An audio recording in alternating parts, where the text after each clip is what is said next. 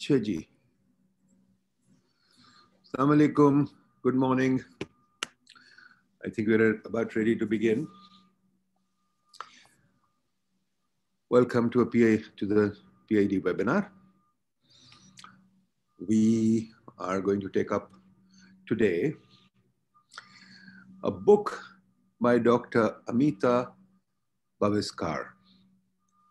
It's called Uncivil Society, Ecology, Equity, and the Commons in Delhi. As you know, PID is very concerned about the way our cities are growing. We've done 2 or 3 webinars, and we're doing another one in 5 days, which is called Excluding the Poor. Amita has talked about the same thing virtually in India. It is not surprising to see that both our countries, coming out of colonialism, have been shaped by colonialism, and how colonialism is still continued in both our countries. Colonialism was based on excluding us, our grandfathers, our grandparents.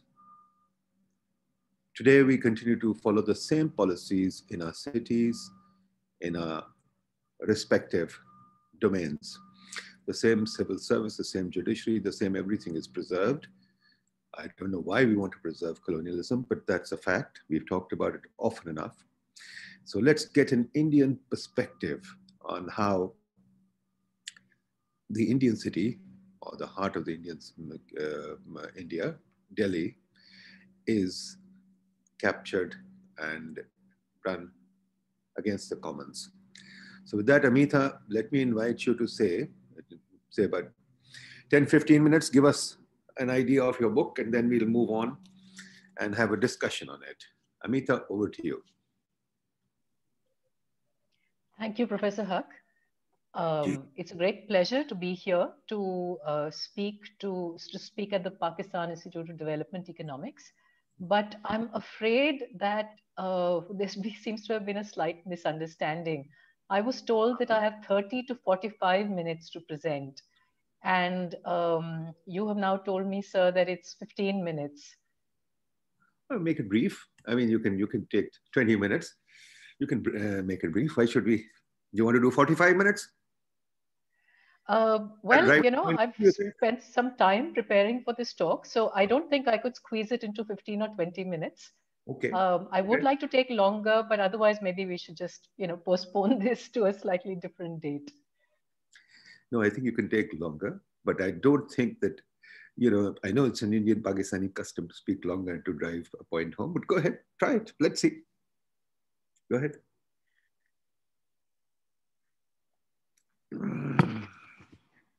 Well, I'm trying to summarize here a work which is, more than 300 pages, and I shall try to do so to the best of my abilities in the time that I can take. You can take as much time as you like. You can take as much time as you like. Just do it. Thank you. This is a book about Delhi, and while I have not had the pleasure of visiting Pakistan, so I can't speak for the cities of Lahore, Karachi, or in fact your Islamabad. I have nonetheless learned a lot from the work of scholars who have researched these cities and written about them. So I hope that what you will find in my approach today is a set of common threads for understanding what is happening in cities in South Asia, because as Professor Huq remarked, we do share a lot in terms of common subcontinental histories. Let me just start sharing my screen with you.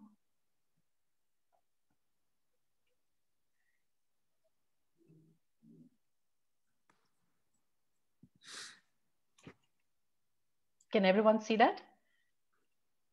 We can, go ahead. Let me begin by telling you what got me started on thinking about the uncivil city. And I want to take you, if you can cast your mind there, to Delhi on the morning of 30th January 1995, a city waking up to another cold, misty winter day, rather like what we have here right now. And in the well-to-do neighborhood of Ashok Vihar, Early risers were emerging from their warm homes for morning walks, bundled in woolen jackets, scarves, and caps to keep out the chill. Some of them had pet dogs straining at the leash. And as one of these gentlemen walked into the neighborhood park, the only open area in the locality, he saw a young man, thin, poorly clad, walking away with an empty bottle in his hand. Outraged, he caught hold of the man and called out to his neighbors. Someone phoned the police. And within minutes, a group of angry house owners and two police constables descended on the youth and beat him to death. That young man was 18-year-old Dilip, and he had come to Delhi to watch the Republic Day parade in the capital. He was staying with his uncle in a jhuggi, a shack along the railway tracks on the edge of Ashok Vihar. His uncle worked as a laborer in an industrial estate nearby. And like all other so called planned industrial zones in Delhi, this one too had no provision for workers' housing. So, although the Jhuggi cluster had more than 10,000 households, it had only three public toilets, each one with 8 latrines. So, in effect, we're talking about each latrine shared between more than 2,000 persons every day. So, understandably, for most residents, any large open space under cover of dark became a place to defecate. Their use of the so called park for this purpose brought them up against the more affluent residents of Ashok Vihar, those who lived in the kothis, who paid to have a wall constructed between the unsightly Jhuggi Basti and their own homes. The wall was soon broken, however, not only by people looking for a place to defecate, but also to allow the traffic of domestic workers who lived in the Jhuggi Basti but walked across the railway tracks every day to cook and clean the homes and cars of the rich, wash their clothes, and mind their children. So, Dilip's death was the culmination of a long standing battle over a contested space that to one set of residents embodied their sense of gracious urban living, a place of trees and grass devoted to leisure, recreation, and doggy walks, and that to another set of residents was the only available space that could be used as a toilet. And if he had known this history of simmering conflict, Dilip would probably have been more alert and wary. He might have run away when challenged, and perhaps he would still be alive. Now, this incident made a profound impression on me. I had come from doing research in central India, in the Narmada Valley, looking at struggles over displacement by dams and forestry projects, as well as the slower but no less compelling processes of impoverishment because of insecure land tenure. And I had looked at state violence that tried to crush the aspirations of poor people, trying to craft subsistence with dignity. And now I was looking at a similar struggle unfold over my own backyard. And in this urban context, I was trying to understand how the varied meanings at stake in struggles over the environment were negotiated rather differently from what was happening in rural areas. In the city, I saw two sets of processes unfold, each one an extraordinarily powerful attempt to remake the urban landscape of Delhi at the turn of the century. We have a series of court orders in which the Supreme Court of India initiated the closing of all polluting and non-conforming industries in the city, throwing out of work an estimated 2 million people employed in and around about 100,000 industrial units. At the same time, the Delhi High Court ordered the removal and relocation of all Jhuggi squatter settlements on public lands, an order that would lead to the demolition of homes uh, of more than 3 million people. So, what was then a city of 12 million people, the extraordinary power of these changes was mind boggling. And both these processes, the closure of industries, the removal of squatter settlements, was set in motion by the filing of public interest litigation by environmentalists and consumer rights groups. And what they then indicated was the emerging power of a new kind of social formation that I call bourgeois environmentalism. And bourgeois environmentalism had by then, at the turn of this century, emerged as an organized force in Delhi, and upper class concerns around aesthetics, leisure, safety, and health came to shape how urban spaces were dealt with. And as I tried to make sense of these changes in the city that I'd lived in since birth, I found that there was a Delhi that I knew nothing about. Even though Ashok Vihar was close to my home in North Delhi, I'd never ventured into its Jhuggi bastis or the industrial area next to it. Geographical proximity didn't translate into social familiarity. In my mental map of Delhi, such places had simply been invisible. And it was only when I put aside my taken for granted sense of my city, my privilege as a well off resident, and started exploring bastis and factories and places beyond bourgeois gaze that I realized just how segregated this city was. And when I looked into the history of urban planning, I discovered that while this spatial configuration, this segregation, was a product of deliberate design, meant, of course, to be benevolent, its inherent biases led to perverse outcomes. In Jhuggi bastis, with their open drains and their gut churningly filthy latrines, I came to realize that spatial segregation also created an apartheid of the imagination. And even though the majority of Delhi citizens live in such settlements, well off sections of the urban population simply didn't see them or care about them.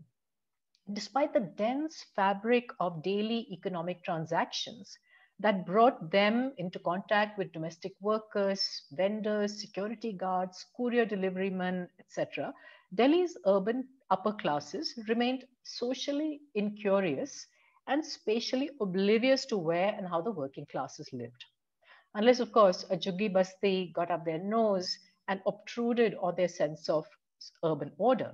Then they moved the courts petitioning for a summary eviction of working class settlements, their actions further intensifying the persistent contradictions between a shared economy of work and a segregated ecology of shelter, between capitalist accumulation and social reproduction. So, in contrast to my experience in central India in the Narmada Valley, where I studied a vibrant social movement where people claim their rights to nature and to belonging in the nation through the Narmada Bachao Andolan, I've been struck by how, in the case of Delhi, there's virtually no working class movement to speak of. And although city dwellers shared environmental problems, it was remarkable how the most vulnerable sections of the population were not only absent from the conversation, but were vilified and victimized by the proposed solutions. At the same time, those who were best placed to address ecological issues, the upper classes, were blinded by their privilege, unable to acknowledge their own complicity in creating the mess that we were in. And the concerted direction of this bourgeois environmentalism has only worsened a common predicament I show in my book. And in this account of what's been happening in Delhi since 1990s, late 1990s, I think it's important to go over these events because we're often captive to the present. We forget how places and people used to be. We fail to see how the remembered past may, in fact, inspire actions to recast social and ecological relations in the future. When our imagination is imprisoned by the pressing concerns of everyday life, we need to stand back and reflect on what was and what might be. And this question of how cities can create the ecological capacity to sustain lives worth living has become all the more critical because the majority of the world's population now lives in cities. And yet, when we listen to the debates about city planning and governance, and we look at urban environmental campaigns, they often have little to do with ecology or justice. And that's what my book details by looking at how the city has changed and where might its future lie. Delhi, like Islamabad, was meant to be a planned city where state monopoly over the regulation of space was meant to promote the public interest. An enlightened state would guide urban growth, molding it to the ideals of the modern city. But these ambitions about spatial and social order were in fact thwarted by internal contradictions that subverted state capacity and also by the sheer complexity of the social world that they sought to control. So, slums and squatter settlements have flourished in Delhi, not as violations of the master plan, but as I show in my book, as its inevitable outcome.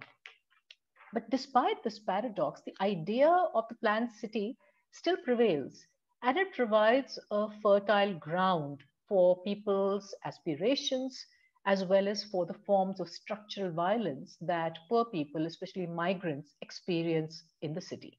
So, bourgeois environmentalists, I show in my book, approach the courts to seek decisive action to impose the spatial and social order that they believe is essential for their well being, while government officials use the plan as a weapon that empowers them to extract rents and to displace people. Instead of being a force for the good, the plan has reproduced the privilege of existing social elites as well as the vulnerability of migrant workers whose labor keeps the city going.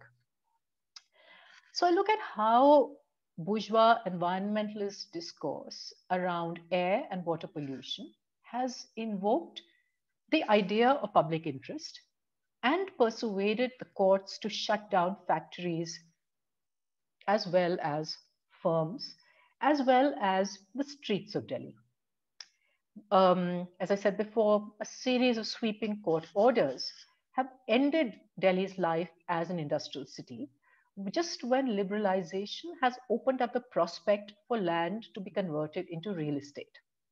Large manufacturing firms have benefited because they redevelop the land that they stand on, closing down factories. But smaller firms have really had to scramble to save their businesses.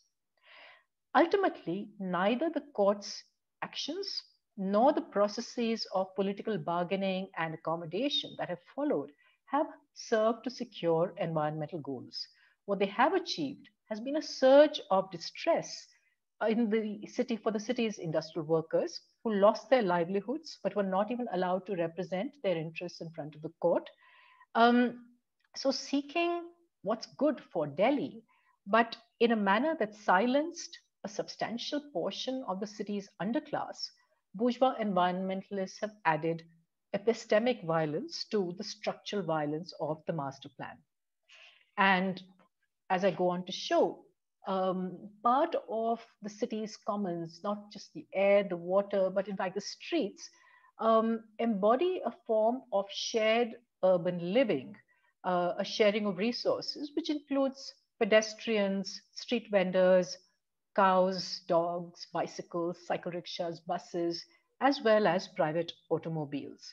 And I look at the way in which the idea of an aspiring world class city, which Delhi has tried to be in the last 25 years, has tried to get rid of anachronistic elements like cycle rickshaws as well as cows on the street.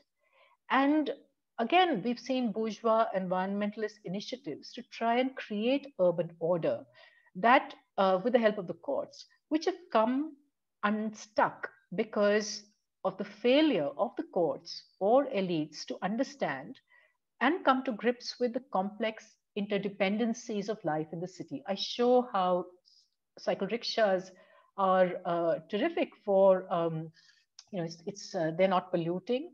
They provide employment to hundreds of thousands of people, and they are a very, very convenient form of short point to point travel. There's also the urban economy around fresh milk sourcing, which the cows are a part of. And again, both these campaigns to get rid of cows, cycle rickshaws, another campaign to get rid of street vendors, none of them serve either ecological or social justice. And in fact, what these actions come from elites who tend to ignore how their own consumerist lifestyles, especially that toxic enchantment with personal motor vehicles, are disproportionately responsible for environmental harm. So we see conflicting and contradictory interests and actions that result in an unruly republic of the street, but one that is neither just nor ecologically the best that we can do. So, besides cows, besides dogs, how do we acknowledge and include the presence of non human living beings in the city? Like most urban scholars, I too have a chapter in my book which focuses on green areas. But what I look at here is the riverfront and the presence of the Yamuna as a non human entity that's also being targeted for control, just like the cows and the dogs and so on, and the green areas. And I look at how the Yamuna floodplain, a neglected non place populated by low key working class settlements, came into view as a place of value in the real estate economy in the late 1990s. Once part of the city's commons, large sections of the floodplain came to be enclosed and commodified, excluding those who depended on them the most. And I show that resistance to the seemingly endless place of making the floodplain a place of capital accumulation comes about not so much from people who are pushed out by redevelopment, though we have seen campaigns by farmers who grow crops seasonally on the floodplain in the dry season. Um, but the major challenge to the kind of commodification and transformation of the floodplain that we see has actually come from the river itself, from its periodical flooding, from the powerful pulse of its seasonal rhythms. So one has to think about nature itself as an active and powerful agent in setting down the conditions of what cities can be, how people can live. And with climate change, and I'm happy to discuss this in greater detail later, those sorts of natural limits, ecological limits, are coming to the fore more and more. Um, I talk about different things, the ways in which Delhi's green areas have been changing, but I won't go into that here today. But I'll only say that there are contrasting yet sometimes convergent voices on the urban environment. And I look at how the bourgeois environmental discourse that I talked about might be replaced by other claims to nature, especially by working class citizens. And then I look at some of the conceptual as well as organizational challenges to social and ecological justice in the city. So, my argument is really about the limits of judicial activism. A lot of people went to the courts because they were elites who were uncomfortable with dealing with the messy business of politics, negotiating with municipal councillors, with MPs, coming together with people on the ground who were socially so much more beneath them. So the approach to the judiciary is a way of leapfrogging over the real business of political collective mobilization. But as I show, judicial activism has had this problem that its actual outcomes have never matched its intentions. Judicial orders have penalized the wrong people, usually the poor, and they've often pushed the environmental problem somewhere else, outside Delhi or into the future. So you can't have polluting industries in Delhi, but you can relocate and pollute somewhere else in the countryside elsewhere. Nor do these court orders, draconian as they are, create long-term administrative capacities and accountability. That, in fact, is a real problem. And these court orders don't substitute for the difficult work of understanding the dynamics of urban life and shaping them through a democratic dialogue about the city. So, what are the other kinds of options that we see when people talk about alternative ways of improving cities, making them ecologically sustainable as well as more socially just? Well, if the way of going through the courts is deeply flawed, so is the faith that administrators place in techno managerial fixes of the kind that we have now through the Smart City mission. Um, Launched 5 years ago, this term smart city still remains ambiguous. Analysts have pointed out that making cities smart seems to chiefly focus on improving efficiency rather than equity by employing corporate consultants to offer solutions based on information technology. And these measures are heavily weighted towards the securitization and the surveillance of populations, and they're designed to sideline the question of democratic accountability, questions about who has access to IT technologies. And such solutions to urban problems really demand closer and much more critical scrutiny than they've attracted so far. So while they certainly offer new opportunities, new kinds of contracts for putting up CCTV cameras everywhere, new apps to be developed, new software to be purchased, and so on, their much high potential to improve the urban environment remains entirely unknown. So, against these kinds of top heavy techniques of urban governance, some scholars propose a radical rethinking of how cities should be organized and run. They point out that cities in the global south have conspicuously refused to conform to plans. And when the governments of newly independent nation states imported models of urban design from affluent and industrial countries, they actually failed to accommodate local political, economic, and cultural forms. And this mismatch between the kind of organic vernacular urban settlements and the imposed model of the planned modern city has led to the proliferation of what have been called unintended cities, where people left out of plans have made their own arrangements, cobbling together homes and workplaces from the modest materials available to them. And these informal dwellings are easier to afford and can better accommodate people's specific needs and styles of living and working. They embody ingenuity and entrepreneurial energy. They take away control over land and housing from the state into the hands of the poor. Their only handicap is the fact that they happen to be illegal. So, if you give formal recognition to these informal settlements, it's argued, such bastis could be the basis for a democratic process of city making from below. Now, this is a beguiling argument. It appeals on populist as well as pragmatic grounds. It suggests that informality is not only the signature of cities in the global south, but also their strength. And rather than unsuccessfully trying to stamp it out, government should support such efforts at self provisioning, trusting people's innate ability to devise solutions that work best for them. So, this celebration of Jugaad, of innovative fixes that make the most of scarce resources, makes a virtue of wretched necessity. Legalizing such settlements would indeed remove the stigma of criminality and the burden of uncertainty that working class people labor under. And there's no doubt that such crippling conditions of existence must be done away with.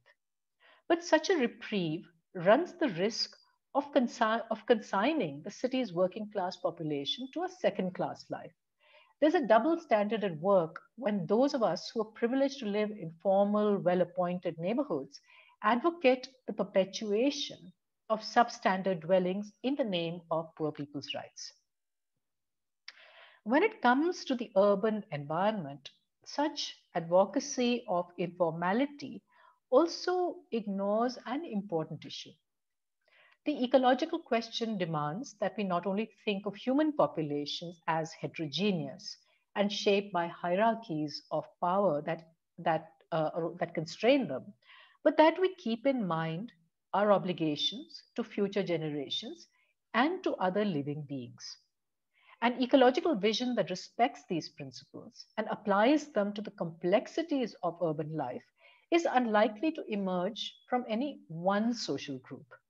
It requires vigorous debate and sustained collaboration between different citizens, experts, and administrators to move cities towards environmental sustainability. The solid waste problem, for instance, can't be solved by waste pickers, sorters, and recyclers alone. It needs concerted action at the level of national, municipal, and neighborhood organizations to cut down the quantities of waste generated, a goal that might, in fact, go against the short term interests of waste pickers. It calls for technically informed inputs about materials and safe methods of recycling. It requires experienced and energetic managers to operate systems that work at different scales. It demands enabling, enforceable rules and regulations. All aspects of urban life, not just that of solid waste, throw up these complex challenges, but the environment all the more so because it means championing social justice in the present, yet doing so without sacrificing the causes of those without voice. This claim of speaking for future generations and for non human species has so far been the prerogative of bourgeois environmentalists who've stood by and shrugged at the denial of rights and displacement of poorer people and that their actions have precipitated. Taking away from them that privilege of speaking for the future and for nature can only be done by new alliances and that spark new ways of thinking. And this requires challenging a range of social relations, respecting the cultural logic of informality and recognizing rights to housing is important. But these steps by themselves don't enable wider claims upon the city as a whole. They don't allow the working classes to contest how the urban commons, land, water, air, green areas, are shared and used, managed, and transformed. Environmental justice requires a more expansive and inclusive process of decision making, which the grant of housing rights does not guarantee. Neither populist policies nor authoritarian diktats have served the cause of ecological justice. We need a new conversation about the commons based on the core criteria of citizenship and civility. And I would like to end by explaining what I mean by these two terms. Um, you're all familiar with the idea of citizenship, where working class people who have used informal ways of city making, which have been, in fact, essential to their survival, are still keenly aware that these weapons of the weak are no substitute for substantive forms of citizenship. People don't want to stay below the radar of state surveillance. They also strive to be recognized by the state, and they invest tremendous energy into securing the legal titles and formal documents that will allow them entry into civil society. They realize that being deprived of citizenship is also a form of discursive disenfranchisement, that their priorities and concerns are left out and regarded as illegitimate by those with the power to determine what the city should be. The struggle to gain the substantive rights due to all citizens is one of the hardest that there is. But the route to ecological justice does not have shortcuts. What I mean by civility, in addition to citizenship, is that most of our urban struggles have been focused on citizenship rights as, as promised by the Constitution and as supposed to be guaranteed by the state. And yet, we've seen that the state has pretty much consistently let down poorer citizens when it comes to the issue of securing those substantive rights. And therefore, in the book, I argue that what we need are not only efforts and initiatives that are directed against the state, we also need what the great Dalit leader and the drafter of the Indian Constitution, Dr. B.R. Ambedkar, pointed out, we also need to transform illiberal values in Indian society, the way in which caste and class have, in fact, continue to permeate our societies. And that is the issue of civility. And it's useful to remember that the promise of equality and justice was, in fact, thought to be intrinsic to the urban form. The texture of everyday life, woven out of encounters with strangers and interdependencies with those different from oneself, was supposed to generate new solidarities based on the shared experience of being city dwellers. And it's ironic that modern cities that were meant to foster freedom from ascribed identities and facilitate new forms of association have, in fact, grown into ghettos, reinscribing caste relations, violently excluding the poor, the powerless, and the stigmatized. Interestingly, it is among Dalit scholars and poets that we find a vision of the city as an emancipatory place, a place of civility, because the village was supposed to be the place that was conservative, completely ridden with caste inequality. So, how can we move towards greater civility? Is what I try and argue and end the book with, that we need forms of citywide neighborliness where mutual respect, reciprocity, and restraint can bring about radical change by being aligned with democratic principles. In an unsettled city, the commons can be a model and a metaphor for creating a shared space of politics. To be open and accommodating to the needy and the vulnerable, to the ant and the banyan tree, to stand fast against the bullying of bureaucrats and the encroachment of big business, to believe that the value of something only grows when it is shared, to keep alive the hope that city making can be based on social and ecological justice. It is to these Dalit scholars, as well as the inspiration that I derive from the striving of subaltern citizens and from the protean character of cities themselves. Their ability to change and transform can, of course, move in many directions. But I hope that that sense of movement and possibility can be taken in a direction, in the direction of ecological and social justice as well. Thank you.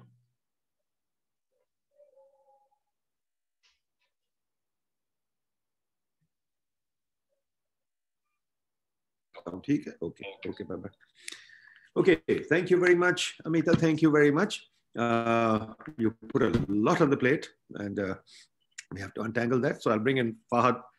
Fahad, can you help us or discuss Anita's book and give us further insights? Then we'll go forward. Okay. Thank you so much, sir. Thank you so much. Again, Amita, we welcome you to our PIDE platform. So I read your book, a few observations about it, and I have a few questions which I'll try to pose at you, which I think will facilitate in furthering our discussion about the book. So a few observations that I have about the book is that even if one is not very well aware with your body of work and what you have written in your previous books, your book really tells us a very deep, enduring and palpable relationship with the city. And that is not just visible through the textual description of the city and of urban ecology and urban poverty, but it's also very reflective through the metaphors, the verses, the poetry, as well as the images and the illustrations and art that you have used in the book. So that really adds not only to the thickness of the narrative, but also of the in-depth relevance of the book and about the subject matter and the theoretical argument that you have tried to conceptualize through your book. Also, you have very clearly articulated your positionality as a researcher, which again is a very, very breath of fresh air, because it helps in explaining your constructivist orientation, and it really makes your critical stance and interpretivist stance very much clear. Although you have not really mentioned it in as far as the book's methodology is concerned, but it's very much there. It's again very concrete. Thirdly, we often talk about the question of the subjectivity and the validity and the reliability of the qualitative data and the research methods used therein. But I think your book provides a very, very interesting and in-depth analysis of how the findings of the qualitative research should be written, because it makes use of multiple units of data collection, it makes use of multiple units of data analyses, it makes use of different illustrations, art, imagery, still images to articulate the point. So all of it works in congruency to not just hypothesize or argument, but also in explaining what the urban poverty and what the issues related to exclusion of and disenfranchisement of the poor is all about. Um, since I have read your previous materials, I'm well versed with your, or I have at least tried to be well versed with your material. In one of your earlier readings about the Narmada Bachao Andolan, in which the construction of the Sardar Sarovar Dam led to the displacement of Bilhala Adivasis in India, as well as your case study on the premeditated burning down of the Gita colony in India, which led to the disenfranchisement of the Muslim majority population in New Delhi. Towards the end of that chapter, you talked about the difference um, in the way wood development takes place. You articulated there that there's a difference between the between the development which starts with a small d and the development which starts with a capital D. There you theorized it. Here you have explained it. So would you want to have? We want to. I really want to have your take on that, because you have explained it there, but you have not really kind of reconceptualized or revisited the difference between the two types of wood development, one with a small d and one with a capital D. Also, the book is a breath of fresh air because yes, we have a lot of Indian authors or the South Asian authors who talk about and who take a very, very critical stance against the state apparatuses or against the modus operandi of the state when it comes to the disenfranchisement of the poor. But you have also taken a very critical stance against the non-state actors. And that, again, on one hand, adds to the narrative of how the poor are excluded in the urban spaces or the urban ecology. But on the other hand, provides a theoretical argument to dig deep into this domain, particularly in the context of India. Now I have a few questions and I'll go through them very, very quickly. That in one of your interviews regarding the book, you talked about that policy discourse about urban ecology and urban poverty in India has emerged from the phrase environmentalism of the poor. And then we go down the line to your book, it speaks of the bourgeois environmentalism. So if we move from this paradigm shift from the environmentalism of the poor to the bourgeois environmentalism, therein, how do you see the urban ecology for the poor has transformed? This is one of my questions which was raised while I was reading the book. Secondly, you also talked about the red politics and the green politics. The red politics of the social justice and the green politics of the environmental conservation and preservation. And also I'm asking this question because there are a lot of reminiscent factors between Pakistan and India regarding that. We have a lot of political factionalization of interests. We have the ruling government, the bureaucracy, the opposition governments, the red politics and the green politics. Has it really helped in India to pull the people out of the vicious cycles of poverty? I know it's a theoretical question. It may be a normative question, but I'm speaking about the numbers. Has it really helped? Has this factionalized notion of politics has really helped in pulling the poor out of the poverty? In the second chapter, you had talked about that the second chapter, by the way, is about sealing factories and states. You made a point by saying that 64% of Delhi's air pollution in 1993 to 1994 came from motor vehicles and 12% came from the industrial sources. But since the interest of the bourgeois environmentalists was in shutting down the factories, which did not contribute to the air pollution as much as the vehicles did, how do you see it in the contemporary war times? Because the statistics that you had provided was from 1993 to 1994. And how do you see it, or how do you fix it to the current contemporary India or the current contemporary uh, Delhi?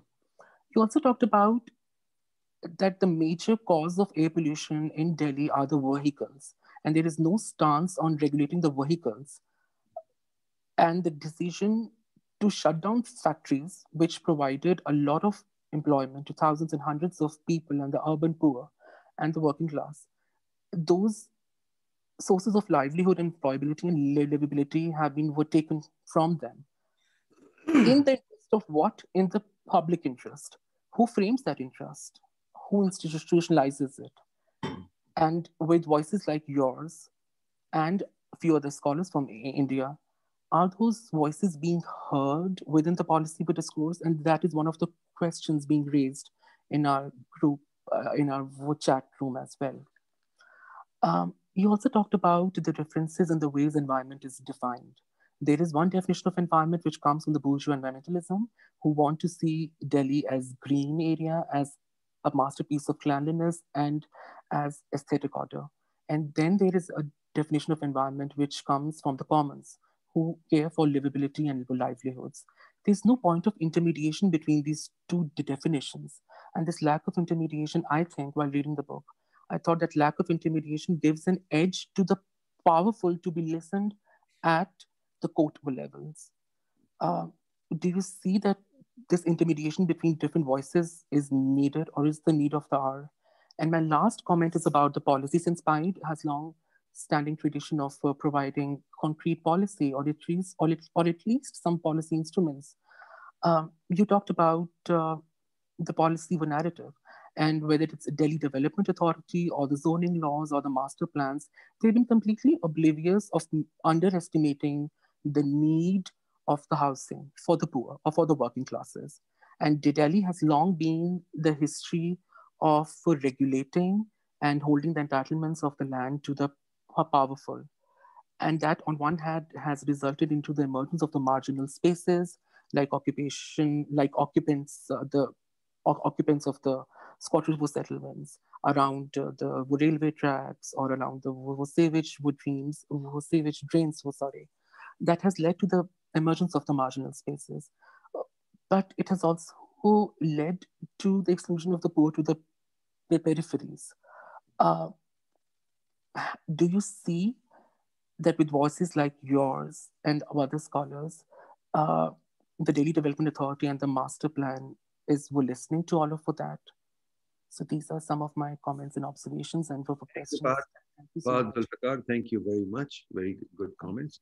Can I bring in Ziab Bande as well now? Ziab Bande is going to give another comment. Then we'll go back to Amita. Okay. These are sir. Okay. Thank you, Dr. Saab. Thank you, Ms. Baviskar. I'm sorry I haven't read your book, or to be very frank, I never heard about you before also. But I was intrigued with this uncivil city, and my interest is into the street economy. Mr. Baviskar, I just want to ask you, because what I understand that it is basically a power play. And when we are talking of a power play in an urban center, things are a bit complex. They are not red and white. They are black and white. They are more grayish area which we play. And we always see shifting alliances. Like elite is not a monolith, which I believe, and neither poor is a monolith. Everybody plays to its advantage in a city like Delhi, when we are talking about a city of over, I believe, 20 million people. So when you're talking about this bourgeois environment, what I understand that you're talking about the westernized elite in the city, which is a moneyed class from the private sector. And obviously judiciary is also a part of it. And even if you allow me, you are also a part of it, but you are basically shifting the alliance and you're going for the empathy with the lower class, which you are talking about. And the lower class has got another elite, which they make alliances, which I can call in a vernacular term, a desi elite, like your politicians, even your police and your lower implementers or enforcers. without this lower class also make their negotiation.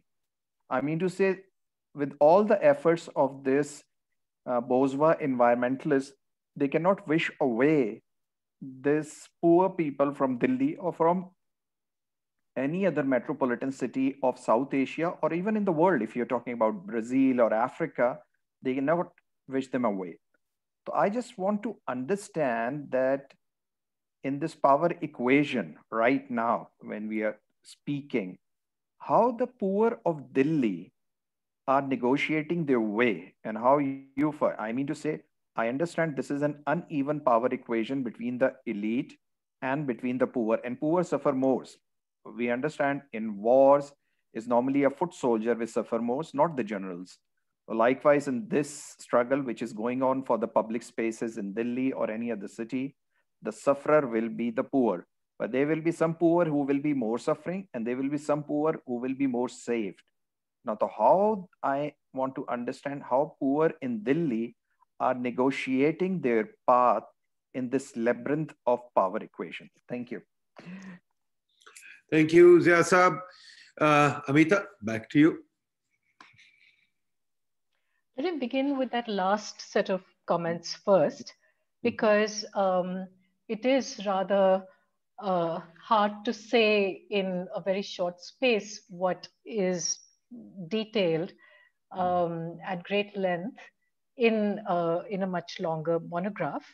But let me begin by saying that I certainly don't see the situation in terms of elite versus the poor. That would be stupid. Of course, there are fractions among the elite. And as I detail in the book, bourgeois environmentalists are only one tiny minority within the propertied classes of Delhi. By and large, their views are not shared by most other people who share their class and social position. Nor, for that matter, are all poor people the same. And they certainly can't banish poor people from Delhi, because the very nature of any city requires the poor, requires the labor of the poor. The interdependencies within local political economy mean that you need workers, but the aim is to keep workers as vulnerable as possible and to keep them divided. And in the book, I discuss the politics of recognition, where length of residence in the city, the kinds of ID documentation that I showed you in one of the pictures in my slideshow, that becomes the dividing line between people who have been in the city for some years, migrants who've come in later. And this politics of recognition by the state ends up dividing the poor. So when the bulldozers come to a basti, those who've been there longest, those who have the documents, those who have some hope that the state will give them another plot of land on the outskirts of the city, they don't fight because they don't want to jeopardize their chance of getting recognized as well as compensated. It's those people who are renting in the bastis, those people who don't have the papers, who have a stake in fighting, but they're divided. I also look at the way in which the state is certainly no monolith. And that's why I call the city an unruly republic, because all these grand orders, which are handed out by the courts and sometimes by the higher bureaucracy, they have to be negotiated on the ground. And that process of negotiation often results in the very subversion of what the court might have intended. What it also does, however, is conform to certain kinds of patterns of changing political economy. So if I look at, for instance, the Supreme Court order, which said that we must have a clear segregation, as the master plan says we should, between commercial spaces and residential spaces, what we find is a powerful lobby of shop owners, merchants, traders, who said, well, we're not going to allow our shops to be closed down. And they successfully managed to get the Urban Development Ministry to withdraw that, to issue new rules, which basically negated and neutralized the Supreme Court order. So there are ways in which elite sections, especially those who have an interest in real estate, are in a more powerful position to negotiate with the state. So we neither have a monolithic state where the upper echelons interests coincide with those on the bottom. I mean, municipal employees make the same amount of money and more from bribes than they do from their salaries. And that means that they have a vested interest in making sure that street vendors remain on the street. So there are these kinds of complexity and contradictions that, in fact, end up making sure that the plan is never anything. And I said this in my talk as well, actually, that the plan remains an ideal that is trotted out in order to, um, you know, push some people around at particular moments and to allow certain other people's greater leeway. Let me now come to Fahad's very interesting questions. And the first point that I'll make is about what I mean by development with a capital D and development with a small d, which is, as people who are associated with an Institute of Development Economics, I'm sure you deal with this in various different ways. By development with a small d, what I mean is the historical unfolding of political economy and the processes by which, say, in India, the big change that we see is the movement from a planned economy to economic liberalization. Economic liberalization, which has allowed for the commodification of land in Delhi to an extent that had never occurred before. Liberalization that, as I showed in my slides, has resulted in the creation of an upper middle class, which is not only far richer because we've had an increase in economic inequalities, which is not only richer, but is also far more empowered in terms of a sense of entitlement. So that's political economy.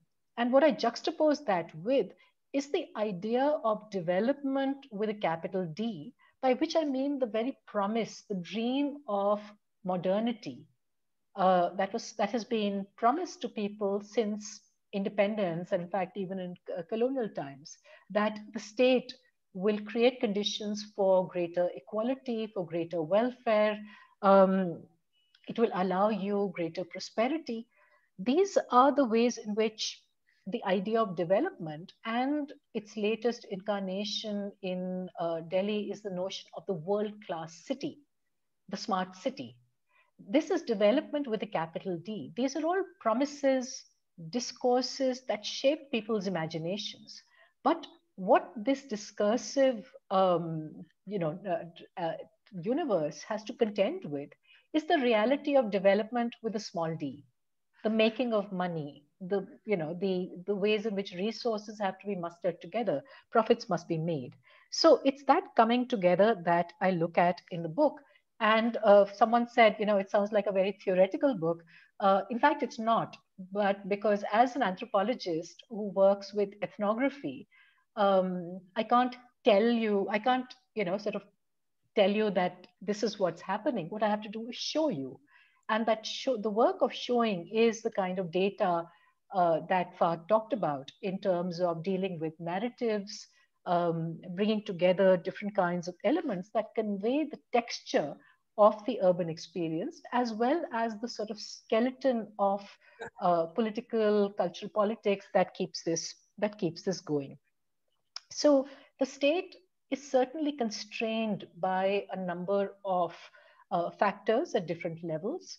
And yet we find that the growing power, the weight of the real estate sector and of the commercial economy of trading is increasingly much more powerful than it used to be in the days when control over land was much more strongly in the hands of the command and control economy. I'll now just turn to the question of environmentalism of the poor, which that's how I characterize the literature around environmental as well as social justice movements.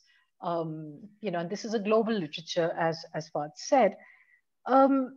Where does the environmentalism of the poor come in the case of the city? Well, in the countryside in India, it has been successful, not only in the case of localized struggles, for instance, against the mining of bauxite by this multinational corporation called Vedanta in eastern India, in the Niyamgiri Hills. That's a famous struggle. But in fact, concerted attempts by networks of Adivasis and forest dwellers across the country resulted in the legislation of the Forest Rights Act, something that guaranteed forest dwellers a right to use forests in a way that had never before been accorded to them by the Indian Forest Department, or for that matter, by the colonial one. So there's a way in which poor people striving to hold on to resources that they need to live with dignity in order to be able to survive and subsist have been influential in the rural context. In the urban context, for a variety of reasons that I won't go into now because I think time is short, there have been environmental politics has been far less successfully wielded by poorer working class citizens, even though I now see, for instance, organizations or waste pickers making that argument that what we're doing by cleaning your waste, which is disproportionately produced by well to do sections of the city, is in fact provide a huge ecological service, not only in your immediate environment, but also in terms of climate change. Because the more you segregate waste, the more you recycle waste, the less new production that's carbon intensive needs to happen. So there's a way in which waste pickers are talking about an environmentalism of the poor and turning their actions and making a case for their rights not only in terms of social justice but in terms of ecological virtue. However, other kinds of working class people have not been able to make those arguments. And that's where this issue of how environmental discourses are shaped in the city comes in. And we see it in the case of air pollution, certainly, as Fahad pointed out, that the power of determining who's responsible for air pollution means that currently attention is focused on the farmers in the neighboring states of Punjab and Haryana, and the fact that they're burning the stubble of the harvested rice crop, even though that happens for about 2 weeks in the year. And nobody is talking about this big SUV which is in the room, namely vehicular pollution from private cars, and for that matter, private two wheelers as well. So there's a way in which the discursive power of the bourgeoisie just creates a huge blind spot where they will not own up to the responsibility of being complicit in creating environmental problems in the first place. And because of their close connections with the courts, with the higher bureaucracy, because they're a very powerful interest group, there is very little action to, in fact, check. Or we manage, silly rules like 4 days in the last 6 years, we've had rules about odd and even license plates being used out on the streets in order to, reduce the number of vehicles in the city. That's nothing in terms of the scale of action that we need in order to stop people from using private vehicles. We need to improve public transport. We need to improve urban planning so that people don't have to commute long distances. There are a whole series of alternative options that are much more sustainable in the long run than the kind of knee-jerk reactions that we get from courts. And this I discussed those in the book. Finally, what will change all this? What will bring about change, I think, is not so much this democratic dialogue from below that I've been a part of, and that sometimes results in some small victories, but frankly not a lot. I think what might actually make a change is when we have what's been called a binding crisis, when everybody in the city gets hit and you realize that all of us belong together, we have a common shared interest, and our privilege isn't going to protect us. We've seen this happen in the city of Surat in Gujarat, where there was a plague and everyone was affected.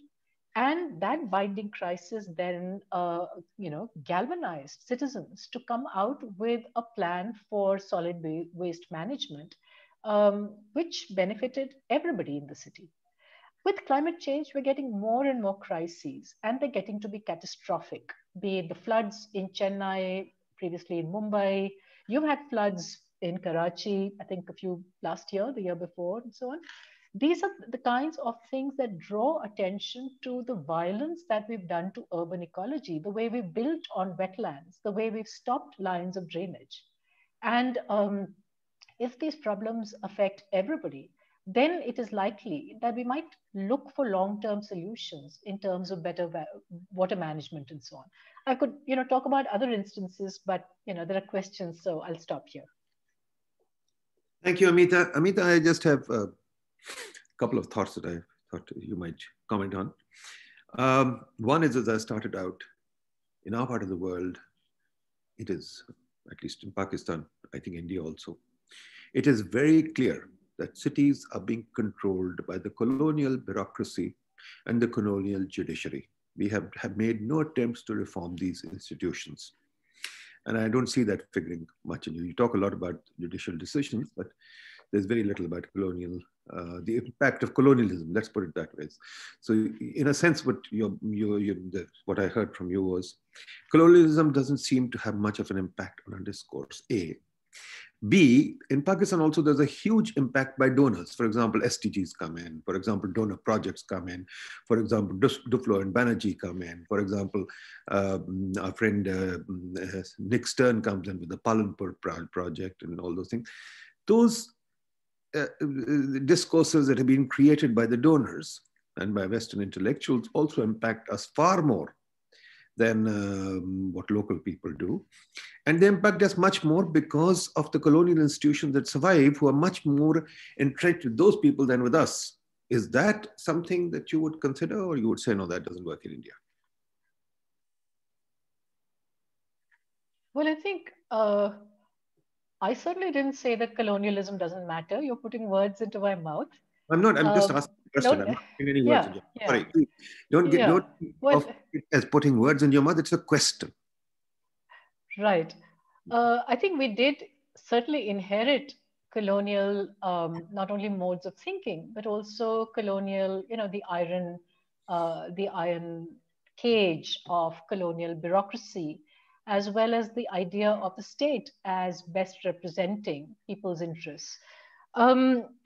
73 years have passed since India and Pakistan became independent, and a lot of change has been brought about, not only in the ways in which institutions such as the judiciary and the bureaucracy work, but also in the ways in which what were ideas about the nation have been recast within a more, within a broader global imagination, what we think of as globalization. The kind of development agencies and the advice that they offer that you mentioned have made a somewhat interesting leap from the era of modernization, where it was all about, consultants from the US or the UK coming and telling us how our economies and society should be transformed.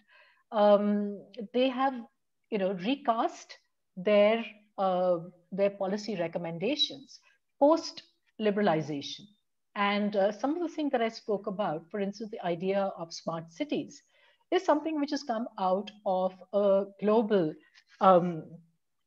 conversation around, the sort of emancipatory and progressive benefits of information technologies.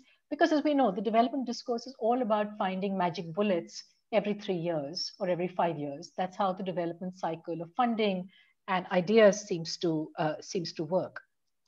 However, to put a lot of emphasis on these and to think that these sorts of international influences are the primary drivers of the direction in which our cities have grown, would, I think, do a serious injustice to local, national, regional processes, including, in the case of India, the democratic upsurge, which has resulted, for instance, in Delhi, in the coming of a populist state government in the form of the Aam Aadmi Party. And the Aam Aadmi Party has quite remarkably, well, it hasn't done much by way of social housing, but what it has done is put a total stop to all the evictions that were happening in the Congress era, where land was being redeveloped and handed over to, to private real estate businesses.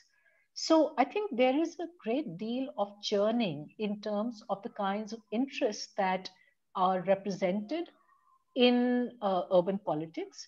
And even though India and Pakistan have taken a turn towards greater authoritarianism, that authoritarianism is as much a negotiation of power within the nation state. I would think that that is a much more important and powerful dynamic than than the international circulation of funds and ideas that that one could call neo-colonialism or imperialist. I think India, since independence, has done enough internal colonialism in the way in which it has exploited parts of its own country in order to extract resources for industrialization, for industrial agriculture, and for city making. So I think that there's enough national dynamics and transformations in terms of caste and religion and gender, etc., that we need to include in our analysis. And to my mind, that these are actually more important and powerful than the international elements, even though since globalization, the international has become that much more important in political economic terms. Thank you. Thank you very much, Amita. Thank you. This is a very interesting discussion. Cities obviously are very important, and the way we share our space and the way we do things are very important. And lots of influences happen there. The question is how to look at cities. We economists tend to think of that the marketplace is the best way to go. Stop city planning, stop bureaucratic nonsense, stop everybody interfering, let people do what they like, let them make a mess.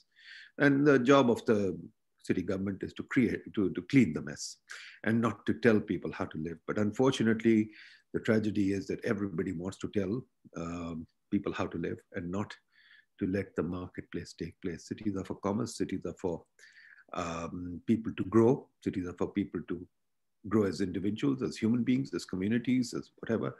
But that unfortunately is not happening because too many people want to run the city their own way and not share the space. But it's a complex subject, a very complex subject. As Glaser says, it's the most remarkable discovery of mankind, but also the most difficult discovery to manage. So thank you for adding to our discourse.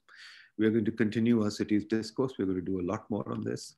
On the 12th, I think we're going to have a webinar on how, on the exclusion of the poor in the cities. Fahad wrote about it recently. We had about 3 or 4 webinars on that. We'll continue to do that more, and we'll continue to also ask for local government. Half these problems occur because there's no local government in Pakistan.